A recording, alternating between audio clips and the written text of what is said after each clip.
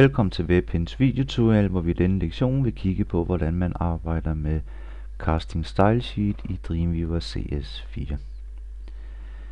Det første jeg vil gøre, det er at sætte mit vindue her i splitvisning, så jeg har en kombination af kodefelt og designvisning hernede.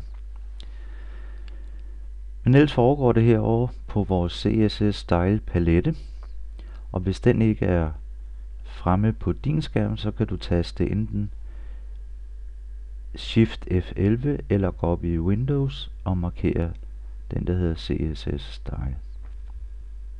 Så kommer fanen herover. CSS paletten er delt op i to. Vi har et felt her, hvor selve reglerne kommer til at stå, og vi har et felt her, hvor properties egenskaber for de enkelte regler bliver vist. Når man klikker på reglerne, så kommer egenskaberne her. Bundlinjen af CSS-paletten hernede, der har vi nogle små ikoner. Det første, det er et link-symbol til at linke til et eksternt stylesheet. Det næste ikon er til at oprette en ny CSS-regel. Vi har redigere, edit stylesheet, og vi har det lille skraldespand-symbol, hvor vi kan delete. Men lad os prøve at oprette en regel, så vi kan se, hvad der sker herovre på paletten.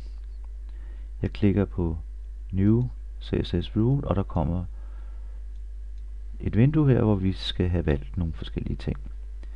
Det første vi skal vælge, det er hvilken type regel det skal være. Det skal være en class, ID, om det skal være et HTML tag, eller det skal være det, der i tidligere versioner hed pseudo classes, som i CS4 nu hedder compound. Jeg vælger et tag, og den stiller sig så ud for H1. Det tror jeg egentlig godt, jeg vil bruge.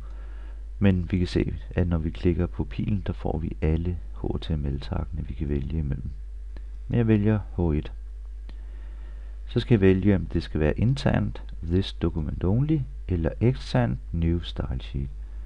Og jeg vælger internt i første omgang. Klikker på OK, og der kommer så en ny rode med en masse muligheder. Vi kommer til at gennemgå det hele i senere lektioner. Under type, der tror jeg vil vælge en blå overskrift. Og så tror jeg vil under blok gå ned i text align og centrere den. Og klikke på apply og OK. Vi kan se, at vores overskrift bliver centreret og får blå tekst. Reglen kommer straks til at stå herovre. Og vi kan se property, egenskaber for reglen, farven er blå, og text align center. Når man skal slette sin regel, så markerer man den bare som den er nu, og klikker på skraldespanden, og vupti, så er den væk. Når man skal redigere i reglerne, så kan man gøre det på tre forskellige måder. Man kan enten dobbeltklikke på den regel, man har oprettet, og man får nøjagtigt det samme vindue, som dengang man lavede reglen, og de samme muligheder. Og der kan man så bare gå ind og redigere eller tilføje alt det, man har lyst til. Vi kan gå ind og tilføje en baggrundsfarve, en lysegrå for eksempel. Det var den ene metode. Den anden metode, det er simpelthen at gå ned under properties for reglen, egenskaber, og der kan jeg for eksempel klikke på den blå farve, og jeg kan lave den endnu mere blå. Jeg kan klikke på den grå farve, og så kan jeg vælge en grøn baggrund. Når man klikker på en farve, og ikke rammer den nuance, man lige vil have, så går man over på den lille cirkel, den lille farveglobus her, og klikker på den, og så kommer der så en skyder, hvor man i den farve, man har valgt, kan køre i nuancerne. Så jeg kan lave en meget lysegrå farve. Og det samme kan man gøre med den blå. Der kan man så køre i nuancerne her, og man kan også køre på farvepaletten herovre. Så der er jo uanede muligheder. Det vil sige, der var 2 metoder herovre på vores palette til at redigere, og endelig den sidste metode, ja, det er jo over i vores kodefelt, hvor vi kan skrive direkte oppe i feltet. Hvis vi for eksempel går op i farvekoden her, i stedet for at skrive rød, og vi opdaterer lige, ja, så får vi en rød skrift. I stedet for center skriver vi left, og vi får overskriften placeret til venstre. Så det er de 3 metoder, der er for at redigere i det. Når man opretter class og ID, så træder egenskaberne ikke i kraft øjeblikkeligt, fordi at man skal tildele, hvis man opretter en class for eksempel, ja, så ligger classen bare heroppe på paletten, og så skal man kalde den frem, hvor man vil bruge den i sit dokument. Det kan vi prøve at gøre. Vi kan oprette en class,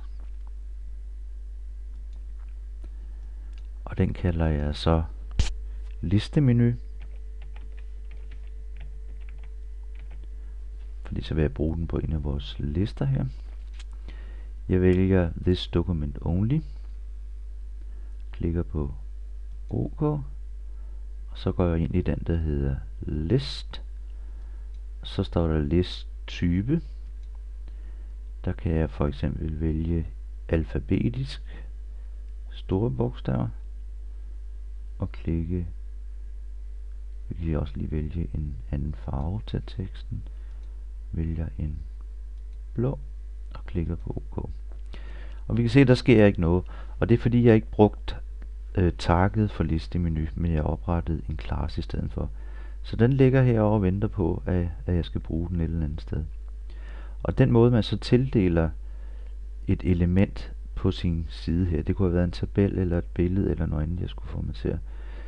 Så markerer man det, man vil give de egenskaber, man har oprettet med sin class. Nede på property, der vælger man class, og der ligger vores listemenu så. Og den klikker jeg på, og vi får en alfabetisk opstilling med blå tekst.